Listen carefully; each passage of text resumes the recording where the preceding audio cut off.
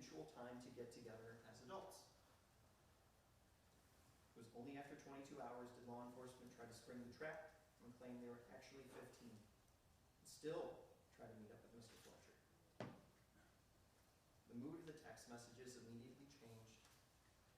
With the 19-year-old, it was about sex and logistics. 15-year-old, allegedly, Mr. Fletcher was asking questions he had never asked. He did not believe the person he was talking to was who they said they were. Nothing made sense. It seemed like a scam. He even said so.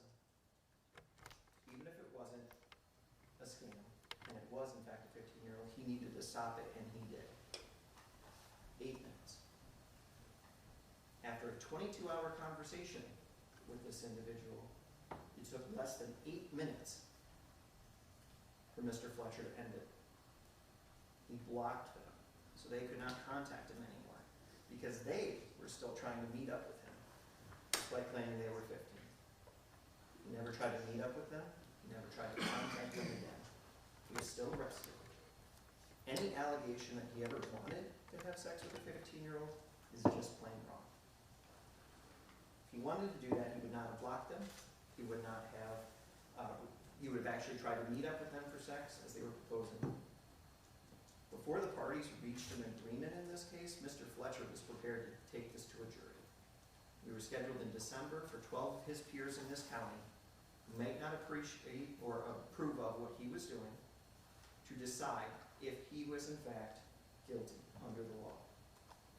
The parties were able to reach an agreement for him to plead guilty to something he did, using his phone to attempt to have sex with an adult male.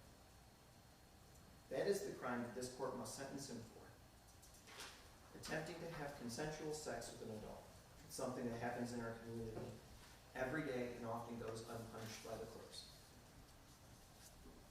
There's an agreement between the prosecution and the defense in this case that he's not sentenced to any upfront jail because of the circumstances of this case. Parties also agreed that whether he is sentenced to probation was to be left to this court. And that is a difficult decision. We understand that.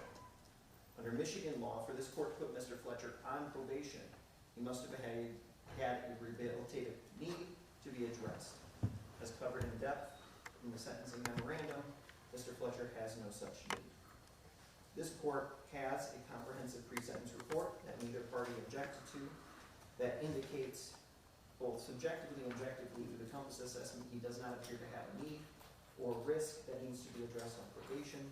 For individuals who actually do have deviant sexual interests or interest in children, the compass tool that this state paid a lot of money for and uses in every felony case throughout the state recommends treatment to address either criminal personality or cognitive behavioral issues or both. This court has seen that in other reports before. Here, the compass came back with no issues whatsoever because he does not have those needs or risks. And that is what we suspected when Mr. Fletcher entered his plea, which is why we left it to the court's discretion about probation rather than guaranteeing it. Mr. Fletcher has no criminal history prior to this. He has no history of abusing alcohol or substances. He has no history of uncontrolled mental health issues. What he did in this case was seek to have consensual sex with an adult. And there is no need to rehabilitate such, regardless of the gender. Mr. Lloyd might assert that because the letter says every single person needs therapy, Mr. Fletcher should be placed on probation to force him to attend therapy. If that was enough to justify such, every single person would be placed on probation. The law would not say to the contrary. There would not be any kind of predispositions or against probation in any case, misdemeanor or felony. That is not enough. It has to be individualized to Mr. Fletcher. Mr. Fletcher is an adult that gets to make his own medical decisions. Mr. Fletcher has been attending therapy for a year on his own, weekly. It's greatly helped him work through his sexuality and the stress of this pending case so that he could be a healthier, happier, and more open person with himself in the future. His therapist, who wrote a letter before this court, included his history of working with the Michigan Department of Corrections, which is who would supervise Mr. Fletcher if he was placed on probation, to provide therapy and case management services to individuals who often went to prison for child pornography or other deviant sexual interests. It was an excellent choice to evaluate for Mr. Fletcher and get to know him.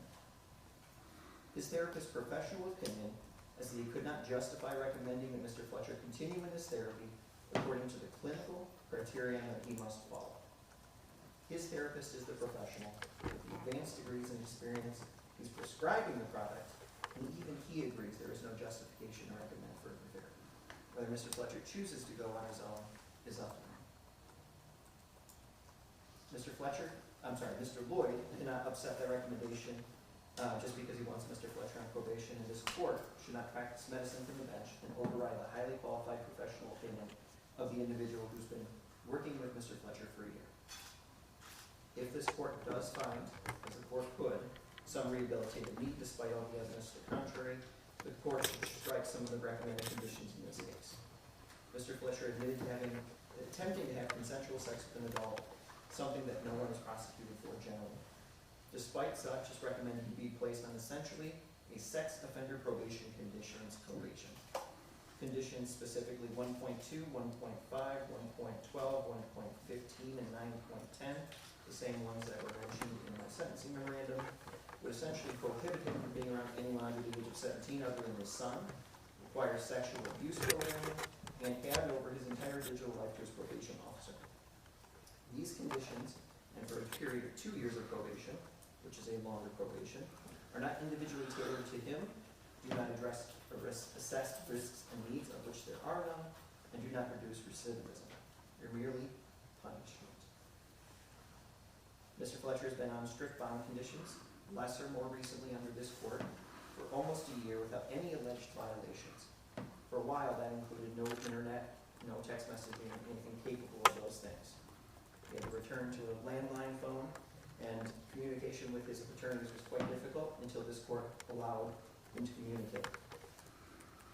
But the probation conditions, as recommended, would allow him to see his son, which obviously we appreciate, the ability to be near his son, but his son could not have his girlfriend over or hang out with any of his friends.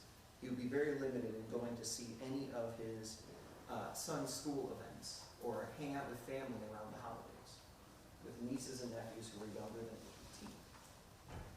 It would also not allow him to express himself and utilize his First Amendment rights via social media. Mr. Fletcher's phone was thoroughly searched at the time that he was confronted by law enforcement, which was able to access both his non-deleted and deleted material, and there was nothing objectionable found. So if we look at the past, we can look at the current, while he's on bond conditions, there's no indication that he needs any of these conditions for rehabilitation purposes. I'm going to return to 33 years, 22 hours, 8 minutes. 33 years. That's how long he was proud to serve his community as a public servant. Did so with honor, humility, and great pride. He stayed out of trouble, raised wonderful kids, and contributed to his community despite feeling unhappy in a major way because he could not be himself.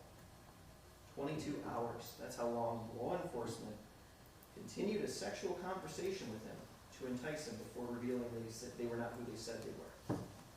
In 8 minutes. That's how long it took, just under 8 minutes, how long it took Mr. Fletcher to make the right decision and block any further contact with law enforcement. That's how long it took him to confirm his belief that this person was not anyone he wanted to be involved with. Either they were a scam and not who they said they were, or there was an off chance they were actually a 15-year-old boy and he wanted nothing to do with that. Mr. Fletcher does not regret his 59 years of life as a productive citizen who stayed out of trouble. He does not regret his 33 years of community service, where he did his utmost to try to help others. He does not condone his actions during the 22 hours in seeking to explore sexuality, but with an adult consensually. But he will forever regret those 8 minutes before he blocked law enforcement. As a result of those 8 minutes, his life is forever changed. He has had immense stress in the last year. His family has suffered tremendously. He has a felony conviction. He lost 2 different jobs that he loved. His children found out his sexuality in a way that he never wanted them to find out. It needed to come from him and under the right circumstances, and he is getting divorced.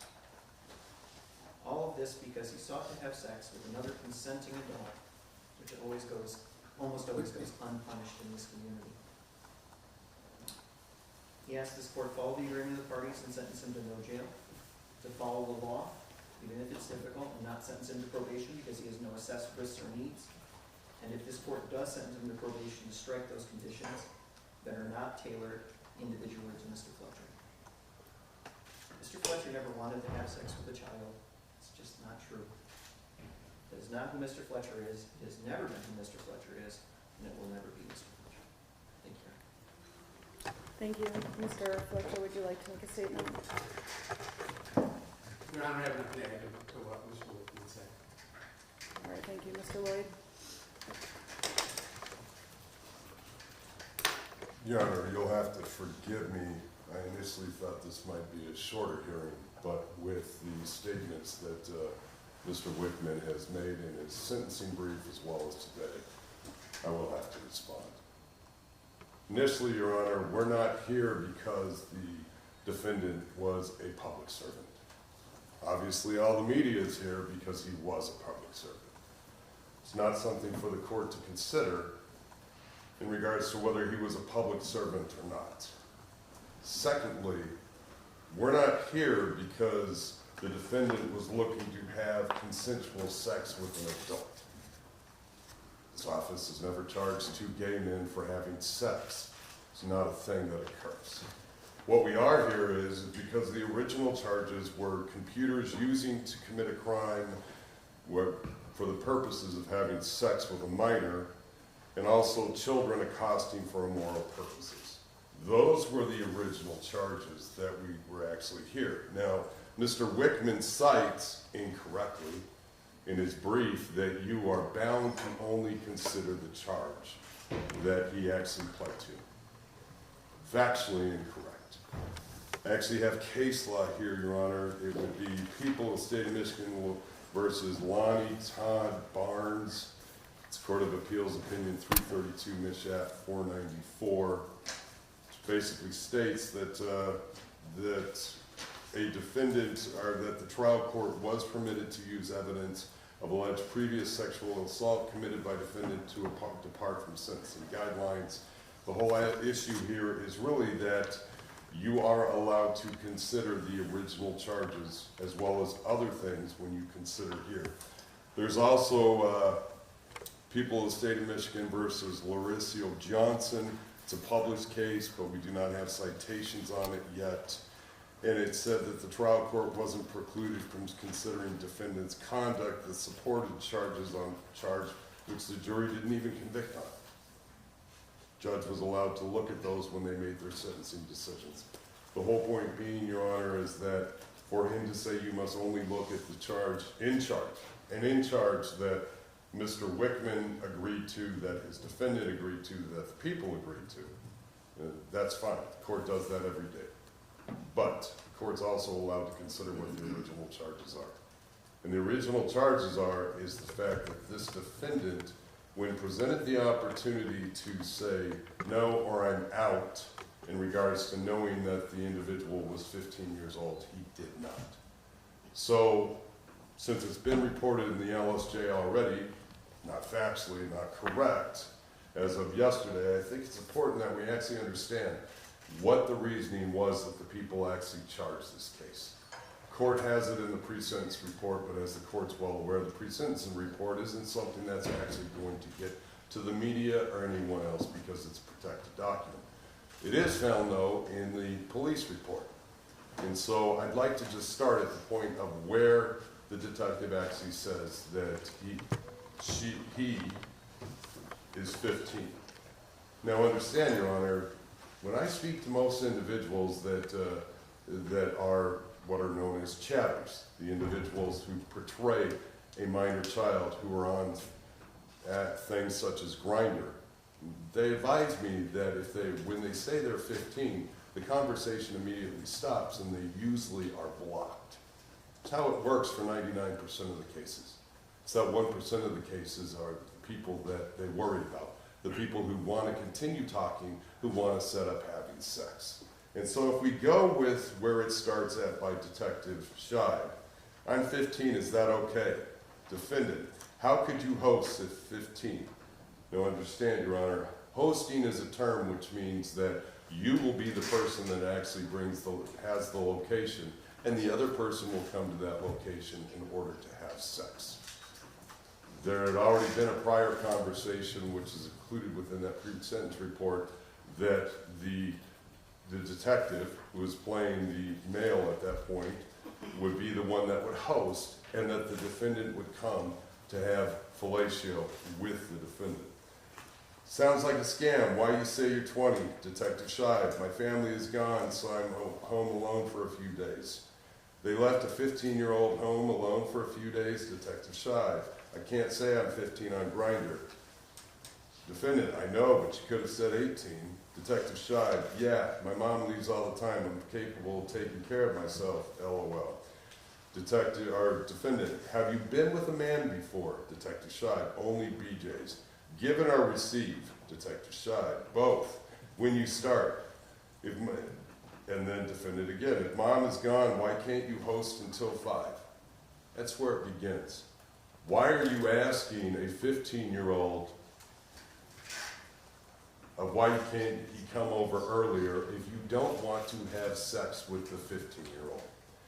Last year, I don't have much experience, is Detective Shive's response. Defendant, that's fine. Detective Shive, I have plans, but I can probably cancel them.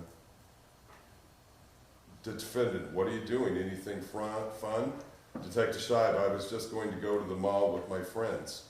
Defendant, I could meet you there just to say hi. Why? Why are you wanting to meet a 15-year-old just to say hi? If you don't intend to actually groom that 15-year-old to have sex with them. That's why we're here, Judge. Those are the statements that led to the charging of the defendant. Whether the defendant likes it or not, or whether the defendant wants to use the fact that it took 22 hours to get to the point of the conversation that was made there, doesn't matter. Took as long as it took to write it. He had the opportunity before that to say, you're not 18, get off a Grindr, get off my text, we're not going to talk. But he didn't. He continued the conversations. Court's an experienced judge. Has seen many cases like this. This is typical of the way that it works with these type of sexting cases. And these cases are important, and they're important that the prosecution actually review and charge when the facts are there, because it's our responsibility to actually protect children when children aren't mature enough to actually protect themselves. And so it's great that he had 33 years of public service. I would like to think that in 33 years of public service, maybe he would have learned that he was actually there to serve the public and not his own personal needs. Maybe he would have learned that a 15-year-old was not something that he should have preyed on. And when we want to use words like, well, the compass, let's remember, I don't personally agree with the compass. I believe the court's well aware of that. It's a tool that is self-reporting. So anyone can write down anything they want to portray themselves in the best possible light, not only to probation, pretrial services, as well as the court. And when we want to talk about this letter, I do find it humorous because I actually attempted to call this therapist yesterday. I immediately received an email from Mr. Wickman saying that there must be HIPAA rights, that there are HIPAA rights, and I just can't call and ask any questions without their permission, which led me to the wondering of why would you submit a letter when I'm not actually allowed to ask any questions? But the therapist did call back. He was vague in his responses. When I questioned the last sentence on there that everybody needs therapy, but gosh, this guy doesn't, his response was, well, probably everybody in this courtroom needs therapy. Well, okay. I mean, he may not be wrong there. But the point is that as I attempted to ask questions to him, the questions I was asking were like, give me your clinical, he kept using, well, I based it on clinical. Well, give me what your clinical observation is, or what you're using as your clinical definition so I can talk about that with the court. Well, I don't have the authority to do that. I said, so you're telling me if the judge calls up and asks these same questions, you're going to tell her the same thing? Yes. I don't think this letter should even be included in here. It's not open and obvious. It's not so, if you're going to portray a letter that says, oh, he doesn't need therapy, he doesn't need probation, then I should have the ability to question that person. And that person wasn't willing to talk about it. So I would ask the court to not even consider that letter, because that letter is vague and offers no real information for the court to make the determination on. I'm going to say to the court that I believe that he does need probation. I believe that we need the supervision. That's great that he has been perfect while he's been on supervision. The court is well aware that that happens all the time and that people are not successful when they actually go on probation. I believe that further therapy is needed because I don't believe that the defendant actually understands that what he did was wrong. Most individuals that are out seeking grindr are seeking consensual adults. When they actually meet an underage person, they don't speak to them. They don't ask them whether they've actually given or received BJs. They don't ask to meet them at the mall to say hi. They just stop. He can't even acknowledge that that's actually what he did. So I would ask the court to proceed forward with this sentencing and to place the defendant on probation. There's no rebuttal, Mr. Whitman. He's just misrepresented my conversation with him, Your Honor, so I feel like since he attacked that, I need to defend that. Mr. Whitman's attacked me personally instead of calling me the people several times during his actual allocution, Your Honor. So I believe I have the entitlement to say what I would like to say during mine. If the court is going to not consider the therapist letter based on his reputation, I have the email exchange between the two of us. I did not speak on the phone, so you can see exactly what the email exchange was. And I also can share what the therapist did tell him. Okay, were you a party to that conversation? No, Your Honor. Okay, then, It was what the therapist has reported. okay. What Mr. Lloyd is I representing. have my own thoughts about the letter from the therapist, and that really had nothing to do with what Mr. Lloyd said, and I'll be addressing that. I will say that, Mr. Lloyd, there were times where I thought maybe you had a secret camera on some of my notes, because one of the things that I think is a concern for the court is the heavy reliance on the compass. The weakness of the compass is that it is based wholly on self-reporting, and we have at times found that instances when the compass does not assess risk where there is clearly risk. It's a tool, and no tool is perfect. Furthermore, probation conditions are temporary restrictions. The longer restrictions that would have been imposed by, say, SORA registration were avoided by this plea deal. However, probation conditions are temporary restrictions that would allow the court to monitor Mr. Fletcher for a period of time. And they do address, to some extent, at least two of the factors that the court has to consider in sentencing. It is concerning for the court to read your statements, Mr. Fletcher, in the PSI. You say, I am angry at myself for not just ending the conversation the very minute that he said he was 15. I wish I had handled the whole situation differently and had made it clear to him that if he was 15, then I was not interested in sex, and just warn him that a teen inviting older men to his house for sex was exposing himself to great danger, and that he should not be using Grindr. The court will not ignore the fact that you did not do that. You recognize what you should have done. You did not.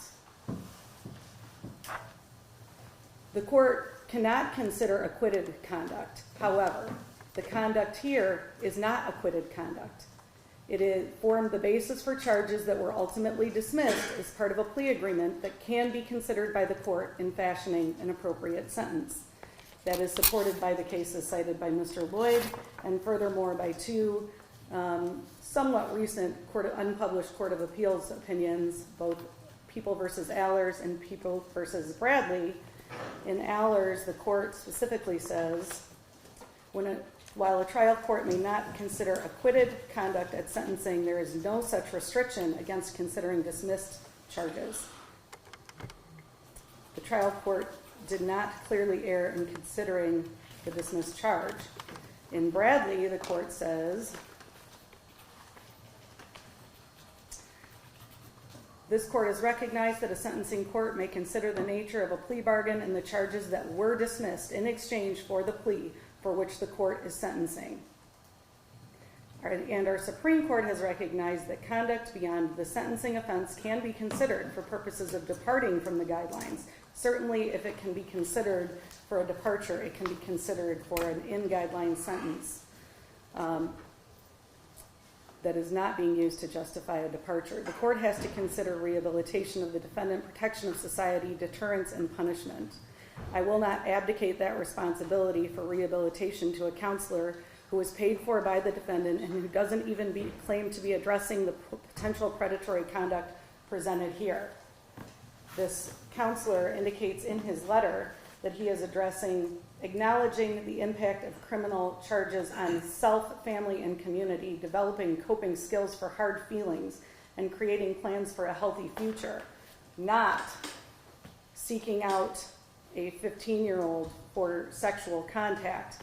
And the PSI does bear out exactly what Mr. Lloyd indicated, that although Mr. Fletcher was told that the person he was communicating with was 15 years old, he continued the conversation and it was sexual in nature. It was not designed to help a 15-year-old boy explore his feelings, as was indicated by Mr. Fletcher in his statements. You got a plea deal here that has allowed you to avoid jail time and avoid registry. But based on your conduct, the court is not convinced that the issues that led to this behavior have been adequately addressed, and for that reason, I do believe a probationary sentence is appropriate. And I am going to be putting you on probation. Have you reviewed the conditions that are in the report? I am going to be ordering each and every one of those conditions. I'm going to go over a few of them now. You are being placed on a period of probation for 2 years, subject to all the conditions in the report. You will serve 1 day jail with 1 day credit. There is a crime victims assessment of $130. There is a $30 a month supervision fee, $500 in court costs, $68 in state costs. You may not use social media without permission from the field agent and without first completing and signing the Michigan Department of Corrections Internet Use Agreement. Both things must be true. You must have signed the agreement and you must have permission from your agent. You may have contact with your son, John Fletcher. Again, I am ordering all of the other conditions that are listed in the report. If you have any questions about those conditions going forward, you should consult with your probation agent. Do you have any questions right now? I do not, Your Honor. You have a right to seek leave to appeal your sentence if you cannot afford an attorney and you'd like one appointed for that purpose. That request must be made to the court within 6 months of today's date. Anything else today, Mr. Wickman? No, Your Honor. Anything else today, Mr. Lloyd? No, Your Honor. That's all for the record. We'll take a brief recess so that the cameras can get out of the jury box. All rise.